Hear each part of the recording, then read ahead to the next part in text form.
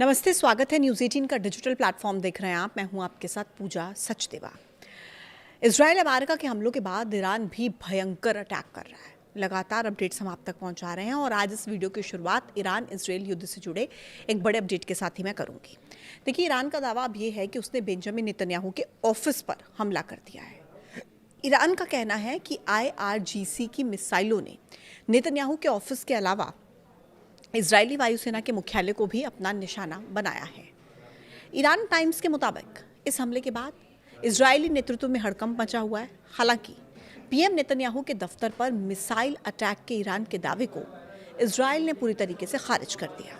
Israel का ये कहना है कि ऐसा कोई भी अटैक किया ही नहीं गया। फार्स न्यूज़ एजेंसी के एक बयान में IRGC गार्ड्स ने कहा कि ज़ायोनी शासन के क्रिमिनल प्रधानमंत्री के ऑफिस और शासन के एयरफोर्स कमांडर के हेडक्वार्टर को निशाना बनाया गया। अब इस बयान में यह भी कहा गया कि हमले में खेबर मिसाइलों का इस्तेमाल किया गया। देखिए, ईरान के supreme leader Ayatollah Ali Khamenei की मौत के बाद मिडिल ईस्ट में 8 देशों में मौजूद अमेरिकी सैन्य ठिकानों को पहले ही निशाना बनाया गया है, जिनमें कतर है, दुबई है, UAE है और बहरीन भी शामिल है, जिनको निशाना बनाया गया। अमेरिका और इजराइल के ईरान पर हमलों के बाद पश्चिम एशिया में इस समय तो काफ़ी तनाव की स्थिति है। तनाव बढ़ता जा रहा है। इस हमले में तेहरान के कई बड़े नेताओं के मारे जाने की खबर भी सामने आई है, जिनमें supreme leader Ayatollah Ali Khamenei का नाम भी शामिल बताया गया। हमने बताया आपको, जिसकी बाद में पुष्टि की गई।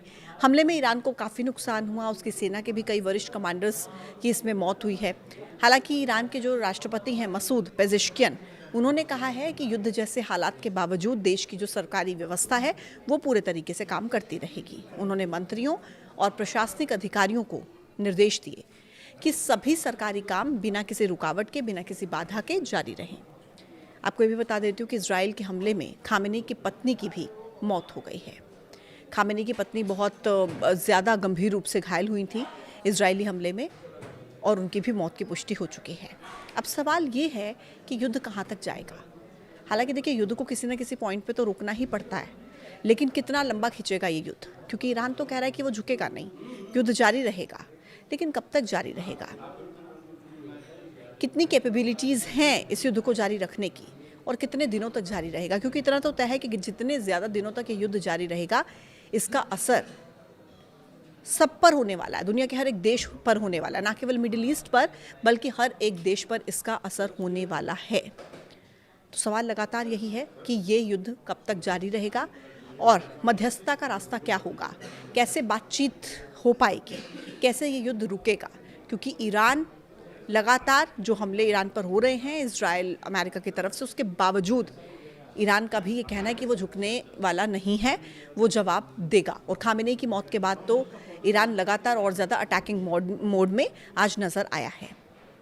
तो ऐसे में हर अपडेट आप तक पहुंचाएंगे, इस युद्ध से जुड़ी हर एक बात आप तक पहुंचाएंगे। आज के वीडियो में इतना ही। आप कमेंट बॉक्स में अपनी राय ज़रूर बताइएगा इस पूरे युद्ध को लेकर। आज के वीडियो में इतना ही। देखते रहिए न्यूज़ 18। नमस्कार।